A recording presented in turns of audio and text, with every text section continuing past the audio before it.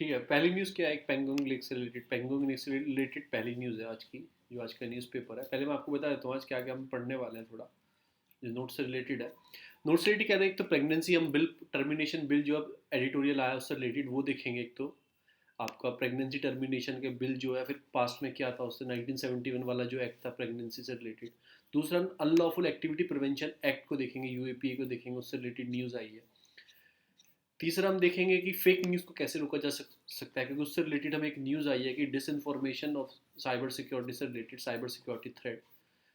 फिर इनमें डिफरेंस देखेंगे, डिफरेंस क्या है। और लास्ट में हम क्या देखने वाले हैं कि पेंगोंग तैसो जो लेक के बारे में आया उसमें क्या है। मैं आपको थोड़ा सा हिंट बता देता हूँ कि पेंगोंग तैसो क्या है। एक लद्दाख में हिमालय में लद्दाख के रीजन में ये लेक है, और ये ब्रैकिश वाटर लेक है। ब्रैकिश क्या बोलते हैं, ना ही वो इतनी सॉल्टी है ओशन की तरह, ना ही वो इतनी फ्रेश है फ्रेश वाटर लेक की तरह, तो बीच की वो लेक है। तो उसे क्या बोलते हैं, ब्रैकिश वाटर लेक बोलते हैं। तो उसको कुछ डिस्क्रिप्शन लिखा है। It is a water occurring the natural environment having more salinity than a fresh water but not as much as a sea water. तो ये डिफरेंस होता है। और एक लैंडलॉक है। और कि इंडिया क्या क्लेम करता है कि एलएसी पे कुछ फिंगरों में डिवाइडेड है, 1 से लेके 8 फिंगर तक। इंडिया क्लेम करता है कि उसकी 8 फिंगर तक एक्चुअल में एलएसी होनी चाहिए, और पर स्टैंड ऑफ कहाँ कर रहा है अभी 4 पे। और चाइना उधर क्या क्लेम करता है कि फिंगर 2 तक हमारी एलएसी होनी चाहिए।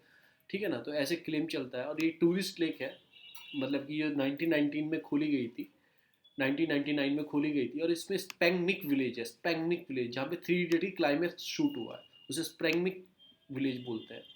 फिर मैकमोहन में और एलएसी में डिफरेंस क्या है, उसमें डिफरेंस क्या है कि मैकमोहन एक ब्रिटिश इंडियन और तिब्बत के बीच में एक पैक्ट साइन हुआ था, उसे बोलते हैं ब्रिटिश सिमला कन्वेंशन 1914 में, तब ये डिसाइड हुई थी। पर 1937 में चाइना ने रिफ्यूज़ कर दिया था इस लाइन को।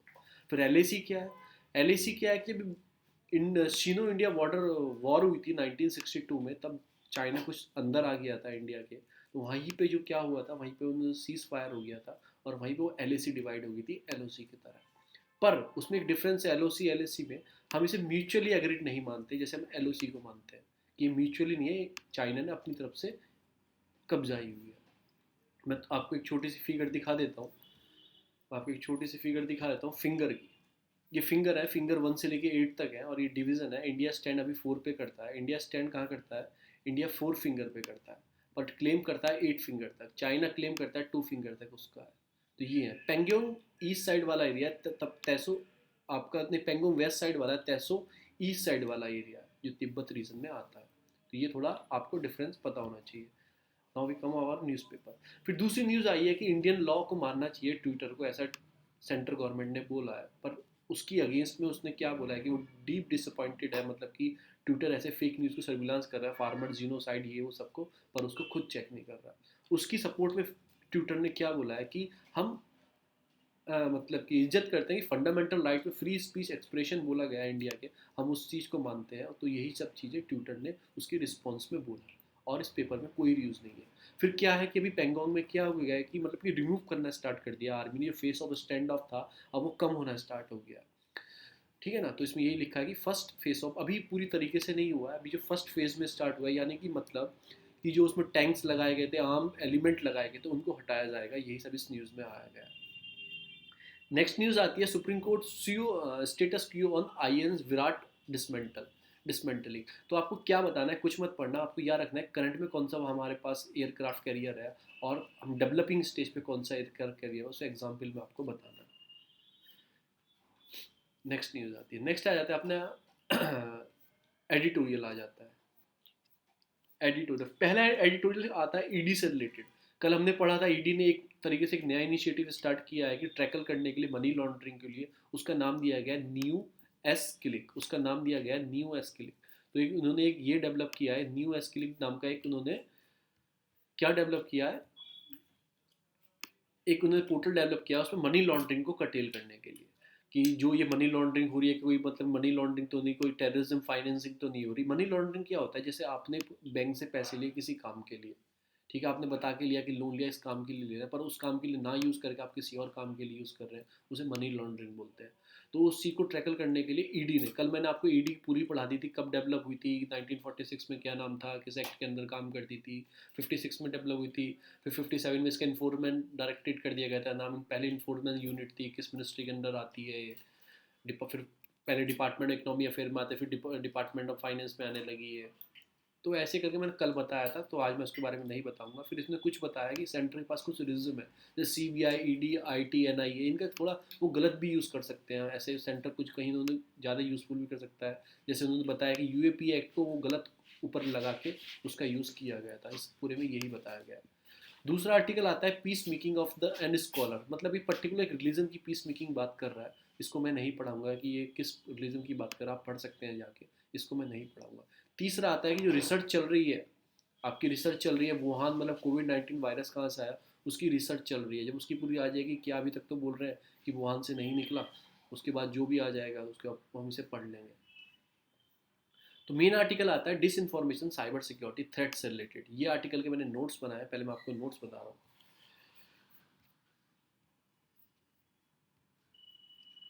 सॉरी, हाँ, सॉरी।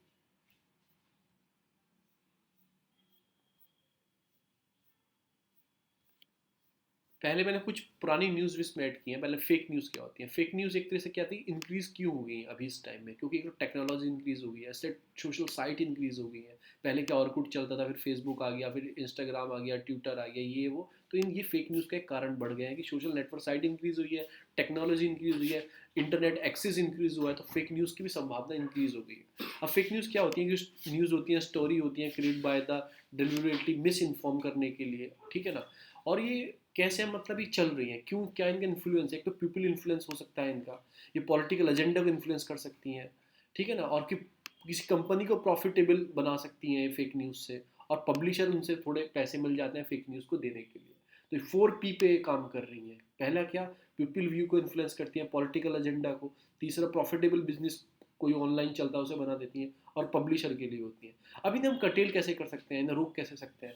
सबसे बड़ी बात है कि कॉज क्या है, पहली बात फेक न्यूज़ के, एक तो मीडिया ही हो गया आपका, फिर सोशल मीडिया हो गया, फिर ये क्या करते हैं कि आइडियोलॉजी को, लोगों की वो होगी सोसाइटी ऑन आइडियोलॉजी।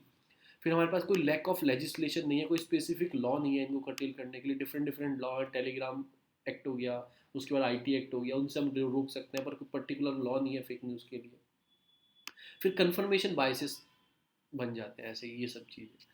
अब इन्हें डील कैसे कर सकते हैं, डील इन्हें रोक कैसे सकते हैं, सबसे पहली बात कोई फैक्ट चेकिंग करके, फिर रिब्यूटल करके, फिर रिमूव ऑफ फेक न्यूज़ करके, फिर एजुकेट करके पब्लिक को। वो कैसे कि एजुकेट कर, तो आपको पता होगा किसी चीज़ के बारे में, अगर वो फेक न्यूज़ में आया तो आप बोलोगे गलत दिखा रहे हैं, तो वो एजुकेट भी एक बहुत बड़ी चीज़ है। फिर tracking of source fake news कहाँ से आई है, आप सर्विलांस स्टेट क्रिएट कर सकते हैं चेक करने के लिए। फिर जो गलत फेक न्यूज़ दे रहे हैं मतलब कि स्पीच ऑफ एक्सप्रेशन पे उनमें कर्बिंग कर सकते हैं। और तो इसके लिए कुछ चीज़ें भी बनाई गई हैं, मतलब जो वर्क करती हैं, जैसे प्रेस काउंसिल ऑफ इंडिया होगी, आपकी वो रेगुलेटिंग अथॉरिटी है। इंडिया ब्रॉडकास्ट फाउंडेशन हो गई, फिर ब्रॉडकास्ट आपकी कंटेंट कंप्लेंट काउंसिल हो गई, फिर IT एक्ट हो गया, फिर टेलीग्राफ एक्ट हो गया। तो ये कुछ एक्ट हैं जो इस पर काम करते हैं फेक न्यूज़ को रोकने के लिए। पर पर्टिकुलरली फेक न्यूज़ के लिए कोई हमारे पास ऐसा एक्ट नहीं है। एक ये भी लूप होल है हमारे सिस्टम का कि फेक न्यूज़ इतनी ऊपर चली जाती है। अब क्यों चली जाती है, क्यों वो एक्ट नहीं बनाते, क्यों कोई मतलब साइबर टेररिज्म, कोई मतलब कि साइबर लॉ, या फिर डाटा प्रोटेक्शन एक्ट ऐसा क्यों नहीं बताते, क्या पता उसमें गवर्नमेंट की कुछ मंशा हो। दूसरा आता है कि जो आप आर्टिकल आया है disinformation is a cyber security threat, ये किस चीज़ से रिलेटेड है। ये क्या करते हैं कि हु मैनिपुलेट द इंफॉर्मेटिंग इकोसिस्टम, कौन मैनिपुलेट करता है। या तो आपका कोई गुरुजी होगा, या फिर आपका कोई एक्टर हो, जिसे बिलीव करते होगे। तो वही सब एक आदमी होते हैं जिस पर आप बिलीव करते हैं, पर्टिकुलर चैनल पर आप बिलीव करते हैं, वो आपको मैनिपुलेट कर सकते हैं, ठीक है ना। वो क्रिएट सोशल डिसऑर्डर कर सकते हैं, इंक्रीज पोलराइजेशन कर सकते हैं, influence outcome of the election, election को भी वो हैंडल कर सकते हैं। आपको कोई न्यूज़ चला दी, कल तक आप किसी पर्टिकुलर पार्टी को वोट देने वाले थे, पर वो आपने न्यूज़ देख के, फेक न्यूज़ देख के दूसरी पार्टी को वोट कर दिया, तो एक तरह से वो भी कर सकते हैं इन्फ्लुएंस। फिर इसमें कुछ साइबर सिक्योरिटी और डिसइंफॉर्मेशन के बारे में बताया गया। साइबर सिक्योरिटी क्या होती है, कंप्यूटर इंफ्रास्ट्रक्चर को हार्म पहुंचाती है।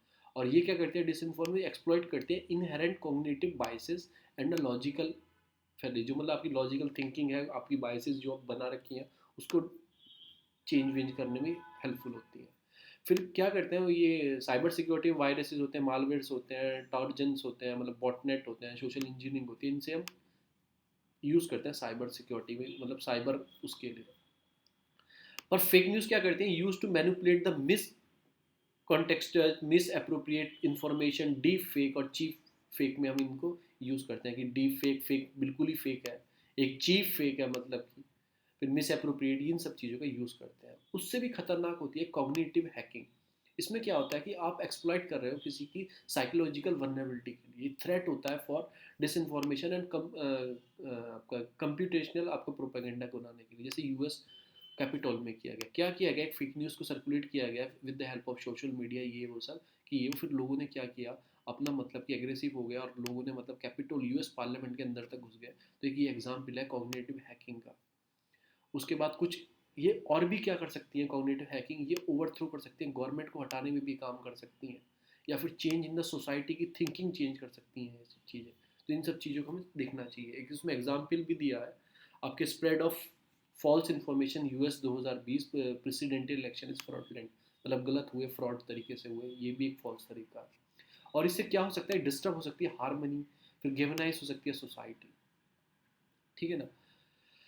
अब इसे मैंने एक वर्ड का यूज़ किया था, disinformation use for social engineering threat. Social engineering क्या होता है कि आपने मतलब कि फिशिंग क्या होता है, एक पर्टिकुलर पे हार्म पहुंचाता है। जैसे कोई आपने लॉगिन किया, आपको किसी ने हैक कर लिया, आपके अकाउंट से पैसे निकाले पर्टिकुलरली किसी पे। पर डिसइंफॉर्मेशन क्या हो सकती है, आपके इमोशनल के साथ खेल सकती है, तो उसे बोलते हैं सोशल इंजीनियरिंग। इस टाइप से सॉल्यूशन इन्होंने कुछ बताया है इस आर्टिकल में कि इंडस्ट्री के जो इंडस्ट्रीज़ हैं उन्हें साइबर सिक्योरिटी को स्ट्रॉन्ग करने के लिए उन्हें इन्वेस्ट करना चाहिए इंफ्रास्ट्रक्चर पे। फिर रेड टीम ब्लू टीम, मतलब कि self attack to find a vulnerability to fix them. जैसे आपने क्या किया, आपका कंप्यूटर है, आप उसमें पहले वायरस देते हो, फिर आप चेक करते हो वायरस कैसे अंदर जा रहा है, उसे रोकोगे। फिर तो आपने खुद ही वायरस सेंड किया, खुद ही उसे रोका, तो आप उसे क्या बना लोगे, एक तरीके से सेल्फ अटैक की, मतलब ऐसे वायरस आ सकता है, रोक सकते हो। तो ये क्या हो, red team blue team, self attack to find vulnerability to fix them. फिर इंफॉर्मेशन शेयरिंग एनालाइज सेंटर होना चाहिए। कोई इंफॉर्मेशन शेयर हुई, उसे एनालाइज करोगे, सही है नहीं है, गलत है तो हटा दोगे। तो ISAC होना चाहिए, इंफॉर्मेशन शेयरिंग एनालाइज सेंटर। फिर defence in depth information assurance strategy होनी चाहिए। डिफेंस इन डेप्थ मतलब क्या होता है, पहले आपने कंप्यूटर को फायरवॉल से रोकोगे, फिर कोई इसमें एंटीवायरस रखोगे, फिर इसमें कुछ और भी रखोगे।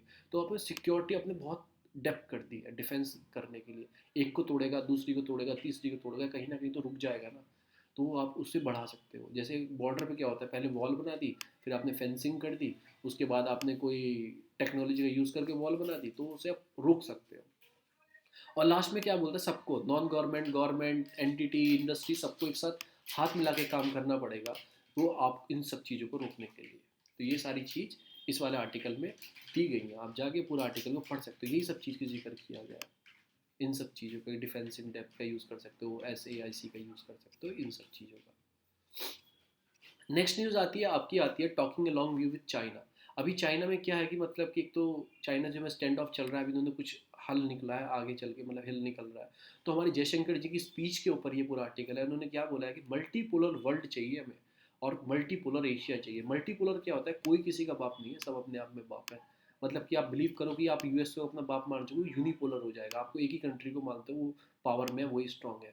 और मल्टीपोलर में क्या होता है, सब अपने आप में स्ट्रांग है, कोई ना कमज़ोर है किसी से, ना कोई है। तो एशिया में भी ऐसा ही होना चाहिए, मल्टीपोलर एशिया होना चाहिए, ना कि मल्टीपोलर यूनिपोलर एशिया होना चाहिए। फिर वो कुछ थ्रेट बता रहे हैं, डिप्लोमेसी चैलेंज क्या है कि वन बेल्ट वन रोड का है। तो आपको क्या करना है, आपको कुछ नहीं करना है, आपको सिंपलीफाई बनाना है आंसर को। क्या करना है, आपको पहले पढ़ना है कि हमारे बीच में कौन सी मतलब की स्ट्रेटेजी हमने साइन की हुआ है, कोई MOU कौन सा साइन किया हुआ है। फिर हमारे डिप्लोमेटिक मतलब कि चैलेंजेस क्या है, उनकी लिस्ट बना लेना, 4-5 चीज़ों की, 4-5 जो हमने साथ में काम किया है, और सॉल्यूशन क्या है। बस यही इस आर्टिकल में दिया गया है, यही आपको लिखना है, यही चिपकाना है इंडिया चाइना रिलेशनशिप में।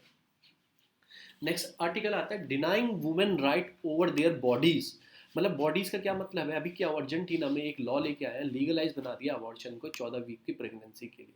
पर इंडिया में क्या होता है, जो आपका MTP एक्ट है 2020 जो बोलता है, वो ट्रांसलेट करता है ग्रेट एटोनॉमी ऑफ, वो मतलब not translated into a great autonomy for the women on their body. मतलब कि वो जब चाहे अबॉर्शन नहीं करा सकती हैं, वो गवर्नमेंट ने बोला है कि कब कराना है, क्यों कराना है। तो हम इसमें क्या पढ़ेंगे, MTP एक्ट पढ़ेंगे 1971 भी, और 1920 वाला जो नया एक्ट आने वाला है वो क्या बोलता है, और हमने क्यों ऐसा किया हुआ है कि मतलब कि अबॉर्शन को मतलब जब वो मन चाहे क्यों नहीं करा सकते। तो हम वो एक्ट को सीधा अपने बारे में जाके हम पढ़ेंगे अपने हिंदू में।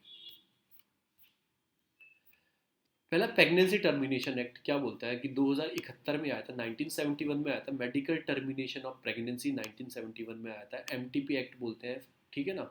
1971 में आया था। अभी इसका बिल पेश हुआ है 2020 में, कुछ इसमें चेंजेस किए जाएंगे। जो 1971 वाला एक्ट बोलता है वो क्या बोलता है, 1971 वाला एक्ट क्या बोलता है, मैं आपको दिखा देता हूँ क्या बोलता है। वो बोलता है कि 20 वीक, ठीक है ना, 20 वीक तक आप इस एक्ट के अकॉर्डिंग मतलब आपका अबॉर्शन करा सकते हो। उससे आगे जाओगे तो आपको लीगल रिसोर्स रिकोर्स करना होगा, मतलब लीगलिटी कोर्ट के थ्रू आप कर सकते हो। वो एक मतलब कि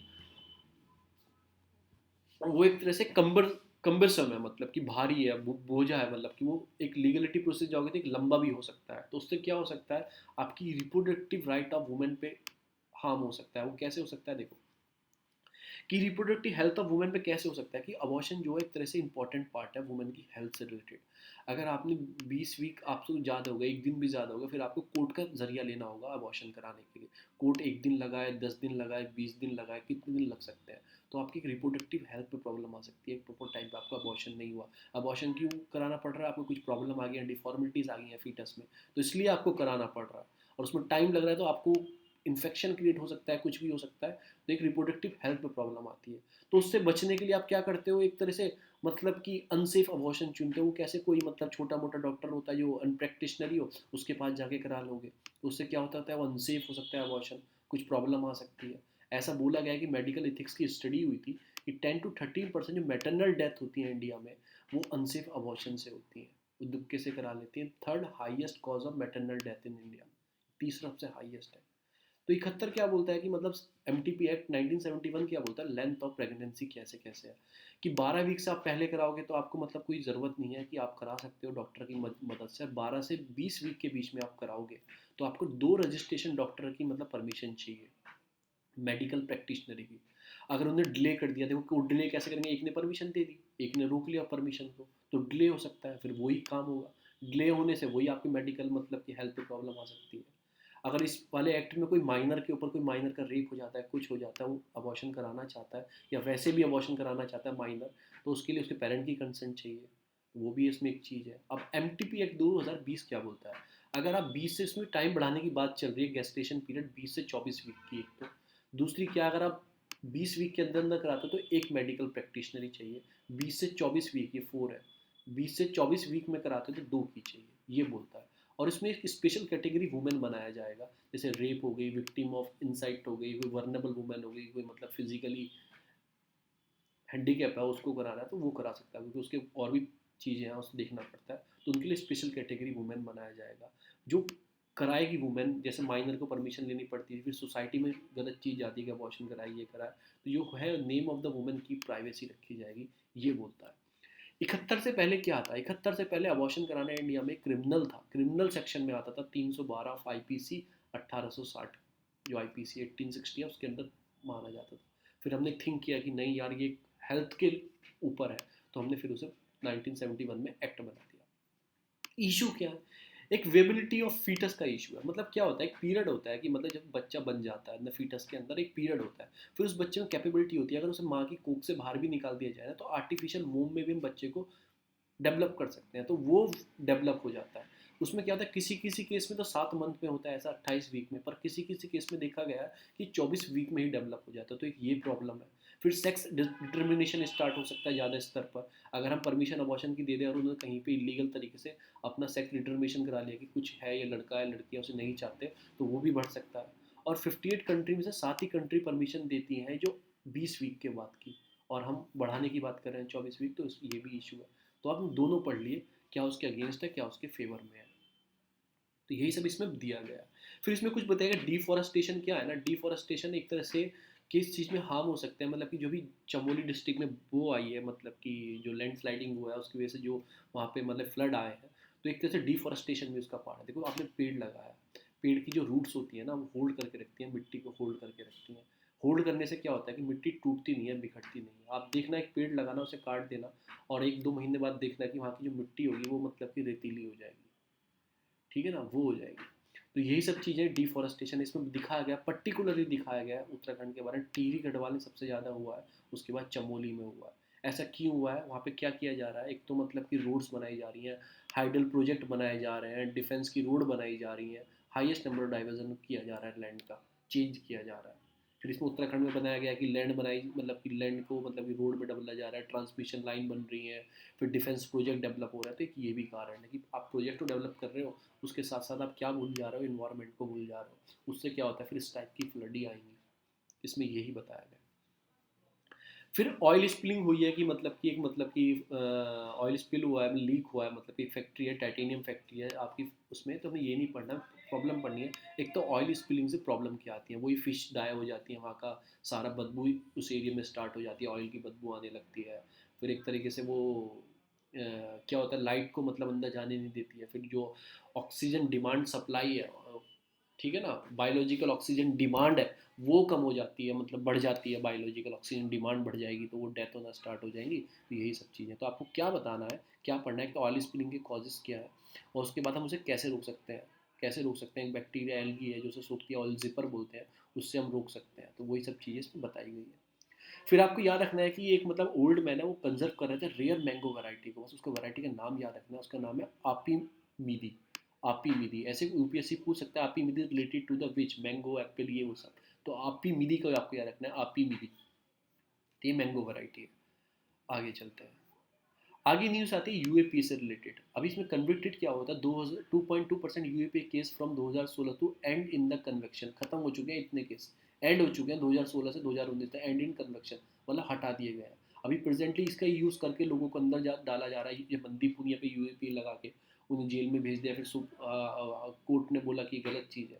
तो हम यूएपीए के बारे में पढ़ते हैं। एक एक्ट है, अनलॉफुल एक्टिविटी एक्ट, जो पास हुआ था 1967 में, डिस्टर्ब करता है टेरिटरी इंटीग्रिटी सोवरेनिटी को कोई हार्म करा है उसके ऊपर लगाने के लिए। इसमें डेथ पेनल्टी और लाइफ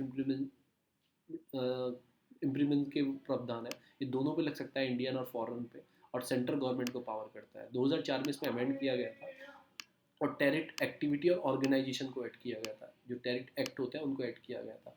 फिर उन्होंने सोचा कि टेरिट ऑर्गेनाइजेशन नहीं, पर्टिकुलर टेरिस्ट को भी इसमें ऐड करो, कसाब को भी ऐड करो, उसकी ऑर्गेनाइजेशन को नहीं, कसाब को भी इसमें ऐड करो। तो 2019 फिर अमेंडमेंट करते हैं, फिर इंडिविजुअल एज ए टेररिस्ट उसको भी ऐड किया गया। अब इंडिविजुअल ऐड कर दिया गया तो उसकी प्रॉपर्टी को भी सीज करने के इसमें प्रावधान दे दिए। एनआईए के डायरेक्टर जनरल को पावर दे दी गई कि वो अटैच कर सकते हैं प्रॉपर्टी किसी की भी जो टेररिस्ट एक्टिविटी में इन्वॉल्व है, ये करके। अब आ जाते हैं इसी पे। तो यूएपी वही है कि कुछ एक्ट थे उसमें ख़त्म कर दिए गए। आगे आ जाते हैं। आगे नेक्स्ट न्यूज़ आती है कि Indo partner, Indo Pacific region से यूएस, जो इंडिया है ना, वो एक तरह से इंपॉर्टेंट रोल निभा सकता है कि इंडो पैसिफिक रीजन को, मतलब कि उनकी एक ग्लोबल, एक लीडिंग ग्लोबल ग्लोबल पावर के रूप में इंडिया उभर रहा है। तो उसमें एक अच्छा रोल निभा सकता है इंडिया। कि इंडिया किस चीज़ में रोल निभा सकता है, कि एक तो मतलब कि कोविड में और क्लाइमेटिकल चेंज में अच्छा चैलेंज को हैंडल करने के लिए पार्ट निभा सकता है। फिर इंडिया पहली क्वाड का नेशन है, जैसे क्वाड में कौन कौन है आपके, यूएस हो गया, जापान हो गया, ऑस्ट्रेलिया हो गया, इंडिया हो गया, तो एक तरह से उसका पार्ट है। और फिर पीस कीपिंग मिशन में या फिर इंडिया को डेवलप करने के लिए, इंडो चाइना या चाइना मतलब इसको डेवलप करने के लिए इंडिया एक अच्छा लीडिंग प्रोसेस है, मतलब ग्लोबल लीडिंग ग्लोबल पावर है कि वो हेल्प कर सकता है। तो यही सब चीज़ें बोले। फिर हाउती बारे हैं, हाउती ने टारगेट किया सऊदी की एयरपोर्ट को, मैंने आपको बताया था, मैंने कई बार मैं पढ़ा चुका हूँ हाउती कौन होते हैं। ये कौन होते हैं, ये यमन की एक तरह से ट्राइब्स, मतलब कि यमन के रिवाइवल्स हैं, मतलब कि ये शिया हैं। शिया, आपको पता ही है सऊदी अरब फाइट चलती है शिया सुन्नी में, ईरान से भी इस चीज़ का इशू है उसका।